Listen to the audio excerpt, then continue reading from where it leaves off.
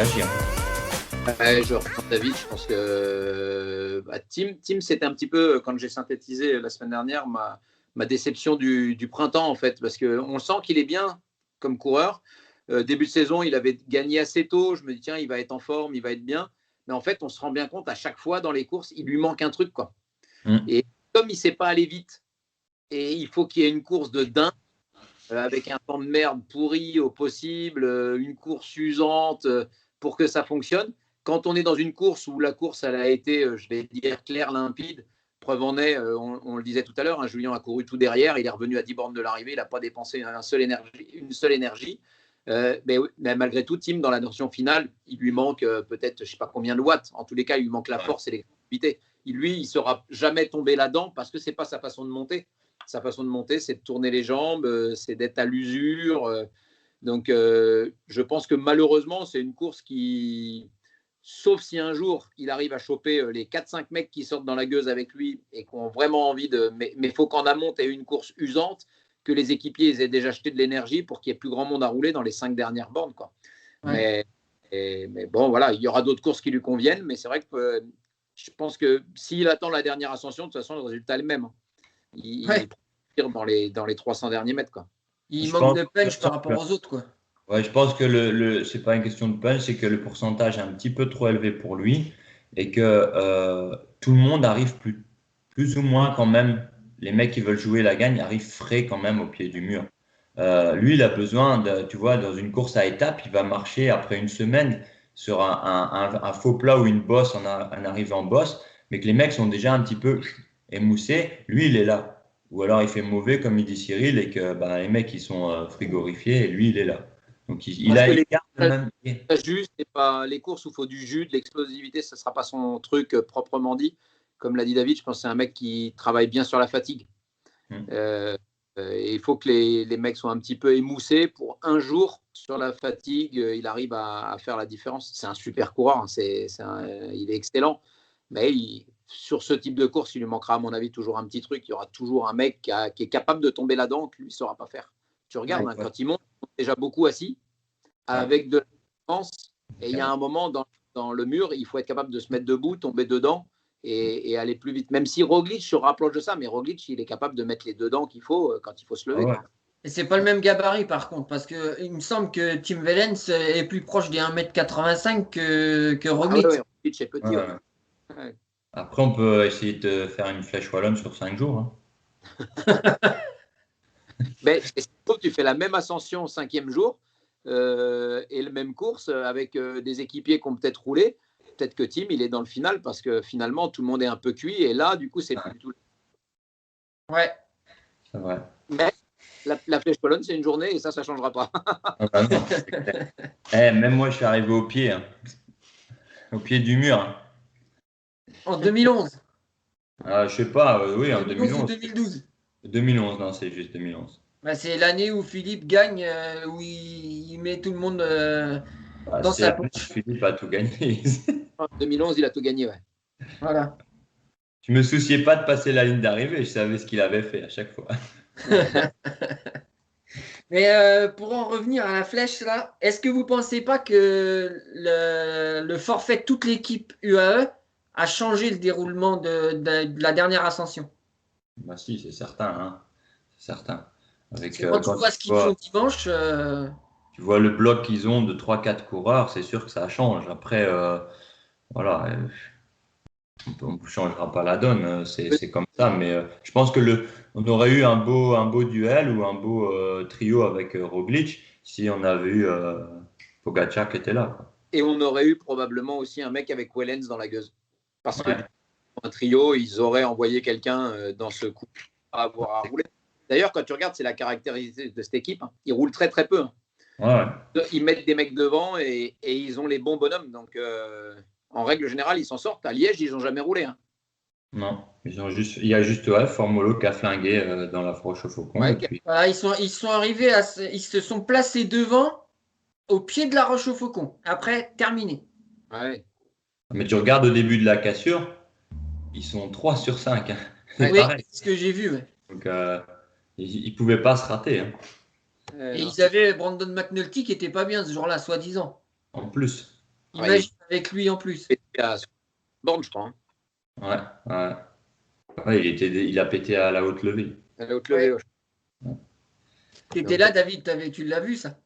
Ouais, bah, j'étais à plus, c'est vrai, il s'est arrêté à la voiture à côté de moi. C'est vrai. Mais moi, j'étais même surpris qu'il pète à ce moment-là. Mais bon, qu'est-ce que tu veux? Ça arrive, hein. Des jours où t'es moins bien. Hein. Oui. Sur le direct, je pensais vraiment qu'il descendait à la voiture. Moi aussi, au début, ouais. Parce que je pense que c'est là que, si je me souviens bien, que Valverde s'arrête aussi pour satisfaire un besoin naturel. Et je vois McNulty qui descend, je dis bah, il s'arrête aussi, mais en fait non, il était dans le mal. Et au carton. Et, il était avec Bruno Admiral, là, qui était aussi pas bien. Ouais, tout à fait. Ouais, ça a quand même été une belle course en résumé, hein, parce que ça a commencé à flinguer pour se remettre les choses dans le contexte. À 83 bornes de l'arrivée, il y a le père Sanchez qui a mis une cartouche, même si c'était pas non plus la cartouche du siècle. Et puis après, il a été suivi par une petite cartouche de Gilbert et une autre de Van Avermaet, pardon. Et les anciens ont essayé de faire du mouvement, même si c'était voué à l'échec. Et il y a une montée qui a fait mal, c'est le col du Rosier qui a été monté par Rochas, jeune Français. J'ai pas trop compris stratégiquement c'était quoi l'objectif. Dans tous les cas, ce qui est sûr, c'est qu'il a fait monter le col du Rosier, mais vite. Il a anéanti ce col du Rosier parce que finalement personne n'a pu réellement attaquer. Il a recroqué presque une minute, je crois, à l'échappée. Et il a fait monter le col super vite. Et en haut, pas de Cofidis devant, parce qu'après, il y a quelques contres, d'ailleurs, dont Philippe Gilbert et ainsi de suite. Quoi. Mais je comprends pas. C'est fou la vitesse où il a monté ce col de Rosier. Quoi. Surtout qu'au moment où il monte ça comme une brute, il a un de ses coéquipiers qui est derrière et qui a un problème. Ouais, probablement. Donc, il le met dans le jus et ça fait un mec de moins pour Guillaume Martin. Ouais. Après, il y a des choses qui sont un petit peu inexplicables sur Liège. C'est comme tu dis, l'attaque de Luis Sanchez avec son équipier dans la roue, là en haut de la côte de One. Ouais. J'ai pas compris. La montée du jeune de chez Cofidis, je ne sais plus son prénom. C'est Mirochas. Voilà. Donc, il y a des choses comme ça qui sont incompréhensibles, mais après, certainement que ça a durci la course. Et on ne va pas s'en plaindre parce que ça fait bouger un peu les choses. Oui, c'est vrai. Mais quand tu vois des choses comme ça, tu t'attends à un mouvement. Tu te dis, OK, c'est réfléchi, stratégique. En haut de ça, on fait monter au carton et on envoie peut-être, Guillaume Martin ou avec un autre, un équipier. 4-5 mecs, parce qu'on veut faire monter très, très vite. Mais rien. Et en plus, après, ils ne sont pas dans l'ascension. Quoi. Ouais. Tu fais avec Rémi Rochas dans la Redoute, peut-être que tu as Martin qui est dans le bon groupe devant au moment où il faut y être. Quoi. Et tu vois que la montée d'après, à la montée de Desnier, là, tu as un autre Cofidis qui refait la même chose. Ouais, tout à fait. Ouais. Et je dis, mais j'ai pas compris. Je dis, mais je sais pas ce qui se passe, je sais pas pourquoi il faisait ça, parce que du coup, Guillaume Martin n'était pas avec. Quoi. Ouais. Puis à chaque fois autant dans le col du Rosier, il a su garder le peloton dans sa roue, donc dire je fais monter très vite, que dans celle d'avant, celle d'après, je crois qu'il attaque, il est haute, mais ça suit presque pas, ce qui fait qu'il se retrouve tout seul intercalé. C'est pas toujours simple, hein, mais et cette côte de Dénier là, elle a été quand même, elle a fait mal et elle est très proche de la Redoute. Je trouve que c'est une belle trouvaille. Ouais. Et je la connaissais pas moi celle-là. Ça change totalement la donne parce que si tu prenais avant le Maquisard là, à droite, c'était beaucoup moins pentu, ça montait beaucoup plus régulier. Mais derrière, tu redescendais et tu faisais un long faux plat sur la grande route avant de redescendre sur la route. Donc ça se posait un peu là. Et en fait, enquillé plein gaz dans la descente vers la redoute. Tandis que là, quand tu arrives en haut de Desnier, ça ne descend plus. Ça reste plat et juste avant d'entaquer la grande descente vers la redoute. Donc là, ça ne débranche plus. Ça roule. Je trouve que c'est une bonne fight dans le rythme de la course, c'était pas trop mal. Ouais. Quand tu es coureur, ça peut être moins drôle, mais. C'est moins drôle parce qu'en haut, ça descend pas. Tu maudis l'organisateur quand c'est comme ça. Ouais, enfin, comme dirait Mathieu Ladanius, à cet endroit-là de la course, c'est où je suis. Hein. Donc voilà.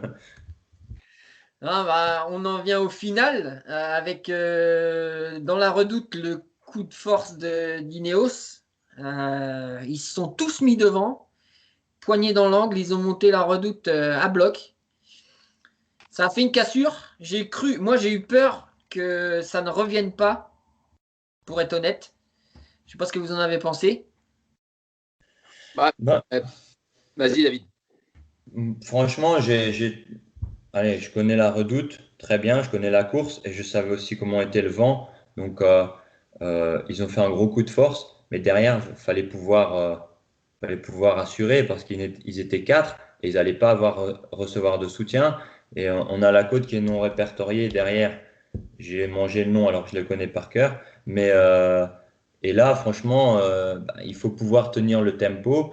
Et on a vu, ça a piégé quelques gars comme Alaphilippe notamment.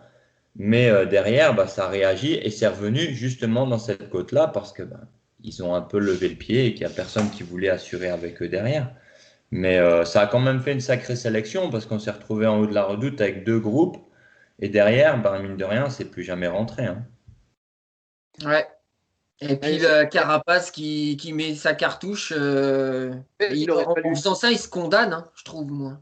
Ouais, je pense. Ouais. C'est-à-dire qu'il aurait fallu continuer le travail en se disant, OK, on en choisit un qui ne roule pas et par contre, on a 25 bornes à faire à 3, sans se soucier de qui était quoi derrière, parce qu'il y avait quand même plus beaucoup de monde pour rouler, en tous les cas pour contrôler. Et c'est vrai que je trouve que l'attaque de Carapace, dans un premier temps, c'est super, c'est ingénieux, sauf qu'il n'y a personne qui suit. Et en fait, il tue peut-être le seul coureur qui n'avait pas beaucoup roulé dans le groupe. Et c'est vrai que je pense qu'ils anéantissent cette échappée. Ouais. C'est un bon moment à attaquer, mais le problème, c'est que derrière, allez, c'est des routes très larges, plutôt faux plat descendant, et après, tu as la longue descente vers la Rochefoucauld. Donc, tu es toujours en prise. Donc, en échappée, c'est difficile pour partir déjà à 2-3, et alors seul, tu vas au suicide parce que tu arrives au pied de la Rochefoucauld, tu tapes dans un mur. Hein, tu as pédalé à bloc pendant 5 bornes pour faire un trou. Surtout que tu arrives à arrêter à la Rochefoucauld parce que tu fais quasiment un demi-tour pour prendre le pied. Ouais, ça vire bien. Prends juste un petit virage à l'équerre à droite, un pont, et ça monte assez vite. Mais c'est surtout que, même si je pense qu'il s'est quand même pas beaucoup écrasé, hein, non. Derrière. Ouais, mais comme il a fait 5 bornes, il a fait une poursuite, quoi. Il a déjà fait une poursuite. Donc le moment où il attaque, se dire, il aurait été à mon avis plus intelligent de continuer à faire rouler des Tao Gegenhardt ou je ne sais plus qui était en train de rouler. Il y avait Dunbar aussi qu'ils auraient pu faire attaquer. Ah oui, mais non, mais lui, il a eu son problème. Il fallait rouler. Ah oui, c'est vrai. Oui. Idéalement, il fallait rouler, il ne fallait surtout pas attaquer. Il fallait continuer de se dire, voilà ce qu'on a fait dans la redoute. Maintenant, on est plutôt bien parti. On a fait une partie du boulot. Par contre, quand tu fais ça et que tu as 5 mecs, il faut bien t'attendre à ce que Pogacar ne va pas rouler avec toi ou pas à 200%. Et tous ceux qui sont là, ils vont se dire, maintenant, on profite du boulot. Donc, c'est à toi d'endosser la responsabilité. Et quand ils commencent à relancer des attaques, forcément, ils se condamnent un petit peu. Et d'ailleurs, ils se mettent à contresens après. En ayant presque 2 coups d'avance, 5 bornes plus loin, ils ont un coup de retard. Voilà. La meilleure tactique, c'était au lieu que Geoghegan mette des mines là, il aurait mieux fait de faire un gros tempo pour épargner Yates et Carapace et qu'ils aillent au moins comme ça jusqu'au pied de la Rochefoucauld et qu'au moins là, la Rochefoucauld, ils mettent leur sac. S'ils avaient mis leur sac, ils pouvaient se retrouver à 2 devant en embarquant bien sûr Pogacar et Alaphilippe, Gaudu, mais ils étaient à 2, ils étaient en supériorité numérique devant. Ouais. Là, ni l'un ni l'autre étaient avec. C'est là qu'un Nicolas Portal leur manque cruellement tactiquement. Ouais. Je te rejoins, mais les coureurs, c'est aussi leur job. Hein. Ah bah oui. Oui, c'est sûr, le roadbook, c'est pas fait pour les chiens. Quoi. Comment on agit maintenant? Tu sais très bien qu'en faisant partir Carapace à cet endroit-là, bah oui. Ok, c'est bien s'il y a 6 mecs qui viennent avec et que tout le monde vient, si tu as Pogacar qui vient avec, si tu as machin qui vient avec, si tu as truc qui vient avec. Mais quand tu envoies Carapace comme ça tout seul, là, tu te dis le mec, il va se taper une poursuite et comme dit David, il va taper la tête dans la Rochefoucauld, quoi. Ouais, et si tu fais faire ça au mec, tu dois être sûr que derrière, Yates peut assurer et suivre dans la Rochefoucauld. Tandis que là, Yates, il a tourné déjà avant. Je n'ai pas compris pourquoi lui a pris les relais déjà en main aussi. Mais lui, il aurait dû rester vraiment planqué. Carapaz attaque, ok, c'est une erreur, mais on le laisse faire. Et puis Yates, il suit dès qu'il se fait reprendre par Woods, je pense, dans la roche au faucon. Là, Yates doit être avec. Ouais. Ouais. Bon, de toute façon, on peut refaire la course 35 fois, c'est fait. Hein. Ouais. Ouais, on peut la faire 35 fois, c'est fait, mais on peut la refaire 35 fois, je pense qu'on a les mêmes devant. Hein. Ouais. Je pense que ça n'aurait rien changé parce que si Yates et Carapaz ont couru de cette façon-là, c'est qu'ils se sentaient moins forts que toute la clique des Peut-être Pogacar. pas, mais c'est juste. Moi, je pense pas. C'est juste parce que l'arrivée maintenant est totalement différente et qu'ils auraient certainement couru autrement si l'arrivée était en haut de la côte de Hans. Mais là, il fallait faire une sélection avant et voilà quoi. Ouais, puis je pense ils pensaient avoir fait le break en haut de la Redoute. Quand tu vois que t'as pas je sais plus qui, il manquait quand même un peu de monde. Ouais. Tu te dis, on a fait le break, mais là, le break, il fallait continuer de le faire, comme a dit David, en faisant rouler, en sacrifiant 2 mecs. En gros, en faisant l'effort qu'a fait Carapace, bah, il fallait qu'il le fasse, mais avec tous les autres dans la roue, sans se soucier qu'il y avait 8 mecs dans la roue, c'est pas très grave. Mais en gardant 2 cartouches fraîches pour la roche au faucon. Et puis on en vient à cette fameuse attaque dans la Rochefoucauld qui dessine la bonne échappée et qui va au bout. Après le nouveau final, comme tu disais, David, sur le quai des Ardennes, je pense que ça change tout. C'est beaucoup plus compliqué à gérer que quand tu arrives dans la Côte d'Anse où au bout de 270 bornes, c'est quand même dur et tu gères pas de la même façon. Bah, disons qu'au de la Rochefaucon, maintenant, on va dire que la Rochefaucon, c'est le juge de paix parce que avant, avant, on pouvait mettre le juge de paix à la côte de Saint-Nicolas parce que le sommet était vraiment très très dur et qu'ensuite tu plongeais, mais tu n'avais pas la récupération nécessaire pour aller jusqu'à la côte de Hans. Tandis que là, bah, une fois que tu es en haut de la Rochefaucon, même si le début de la descente est sinueux, une fois que tu as 30 secondes, généralement, que tu descendes à 60 ou à 65, là, tu vas pas aller boucher les 30 secondes. Hein. Ouais, ça revient pas. Non, ça revient pas, c'est technique. Et le sommet de cette roche au faucon, enfin, quand on prend le double sommet, puisqu'en fait, tu as une première fois où tu bascules, mais en fait, c'est pas du tout fini. Et Ça fait un long faux plat sur la fin. Faux plat. C'est une bosse. Hein. Oui, moi, je l'ai fait qu'une fois, donc je dis ce qui m'a marqué. Mais, moi, je sais pas Cyril s'il va me contredire, mais je sais pas si Cyril va me contredire, mais la deuxième partie, perso, moi, elle me fait plus mal que la première, hein, parce que la première, tu sais que c'est quand même relativement court, hein, c'est court sans lettres parce que c'est raide, donc il y a moyen de perdre quand même beaucoup. C'est très roulant, la route est belle. Voilà. C'est abrité aussi. Tu as la descente derrière, tandis qu'après, quand tu arrives, tu as arrêté de pédaler parce que tu as une longue courbe, tu as arrêté de pédaler alors que tu étais à stock en haut, puis tu te repointes à la deuxième rente. Je peux dire que la toxine, elle est montée. Là, quand tu remets en route au pied de la deuxième, ça pique. Hein. Ça pique vraiment. Là, c'est un long faux plat avec une longue visibilité. Et tu sais qu'en haut, c'est encore en prise, c'est pas une vraie bascule, parce que quand tu fais les S, là, quand tu re-rentres un peu dans la ville et que tu longes après la 2x2 voies, avant d'aller chercher la descente, il y a 2-3 bornes. Hein. Ouais, et c'est pas négligeable, c'est que c'est la première partie très roulant, la deuxième en plaque de béton. Hein. Oui, c'est ce que j'allais dire, c'est avec un revêtement qui rend pas du tout, puis en plus, tu as souvent vent de côté à cet endroit-là. Toujours. Il vient de la droite, parce que tu n'as rien pour t'abriter. C'est ce qui la rend particulière. Ouais. Donc c'est ce qui a fait la décision et puis après direction le quai des Ardennes avec cette fameuse arrivée toute plate que moi je trouve qui a moins de charme qu'une côte d'Anse. Ben, moins de charme, ouais, c'est sûr. Après, moi, je me pose une question, Cyril, je ne sais pas comment toi tu l'as vécu, mais je reste quand même surpris, mais vraiment surpris, d'avoir un Valverde qui lance un sprint de la tête du groupe. Ça, j'ai pas compris. Un mec comme lui, j'ai pas compris. Ouais, je pense j'ai pas regardé depuis, hein, mais pour moi aussi, hein, quand j'ai fait le débrief, j'ai dit pour moi, ma plus grosse surprise, c'est de voir Valverde qui se fait piéger et qui, aux 800 mètres, se retrouve devant. Et après, c'est terminé. En fait, la dernière courbe, je ne sais pas comment ça se goupille. Il faudrait que je regarde parce que c'est vrai qu'à un moment, je pense qu'il est plutôt bien, pas trop mal placé. Et après, finalement, les choses s'inversent et paf, il se retrouve premier. Et là, couillonné. La dernière courbe, en fait, c'est le virage à droite. Et non, si je me souviens bien, tu as Julien qui est devant et qui manœuvre à merveille parce que il Il va tout s'écarte sur la gauche de la route et il les force à passer tous. Il met un gros coup de patin, Tout les gars passent tous sauf Pogacar.